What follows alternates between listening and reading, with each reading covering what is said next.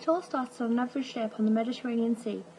They stood on the wharf gazing out into the endless blue, and yet still they thought that they could almost see the other side of their planned voyage. That was the voyage that they had already made countless times, and planned to make countless times again, a simple trip to deliver goods for the local lords.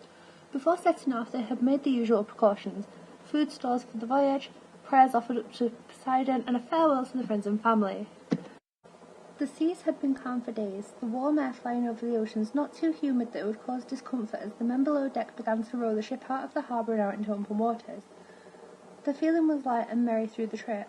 The men even began to sing songs in a four-part harmony, moving from the front of the boat in a circle. The song rang out across the ocean, across the sea, and they hoped to the halls of Poseidon himself. Whatever their lyrics were, they had clearly not garnered the affection of the god of the water. If anything, all they managed to get was the ire of one of the most powerful gods that existed. That night, the seas became more turbulent than the men had ever seen. The boat rocked back and forth, the seas moving at speeds the men could only ever dream of. They dropped the anchor on the boat in the hopes that they wouldn't end up dashed upon the rocks. It was all they could do just to survive the night. On a perch upon underwater rocks she sat, like always, taunting the human skulls from one of her earlier meals, the waves bashing about where she was sitting. This was her favourite skull in her collection, a haunting but apt piece, as her collection was just as beautiful and haunting memorial to the souls that she had consumed. As she consumed each of her victims' flesh, she'd cast her second spell, the one that allows her to devour more and more of the person's soul along with it. Suddenly, she perked up. Picking up the skull, she turned. "Hey, Sebastian, are you ready to make some new friends?" she chided, placing the skull upon its place in her new collection. It was now time for her to play her first spell, the one that had never been broken, the one that she felt never could be broken. Swimming towards the surface, she saw the boat. Licking her lips, she bounded out of water, and peering just ahead above the surface, she began to sing. A beautiful, haunting lament, the words not making it through to the men's ears.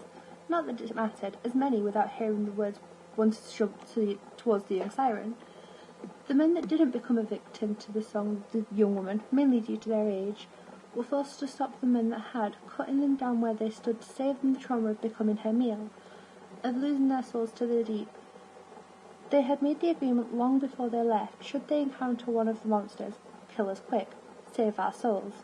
Removal of the head to allow them to die as men and pass on to the halls of Hades was far better than dying for eternity in a monster's stomach.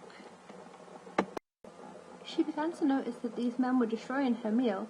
She then pounced out of the water and over the deck of the boat, swinging her tail at the older men as she did, knocking them from the deck into the waters below.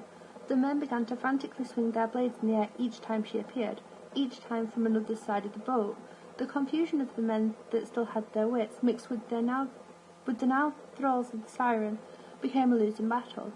Their own men were fighting now in her name, chanting it slowly as they drew her blades. Ariel, Ariel, the chant growing in volume as they began to attack their former allies. And just like that, the silence that echoed across the deck of the ship was louder than the chanting had ever been. The men now followed their new leader into the abyss, casting their bodies willingly into the sea, giving themselves up happily to live with this beautiful maiden. It was at this point the young siren sent the boat back the way it came.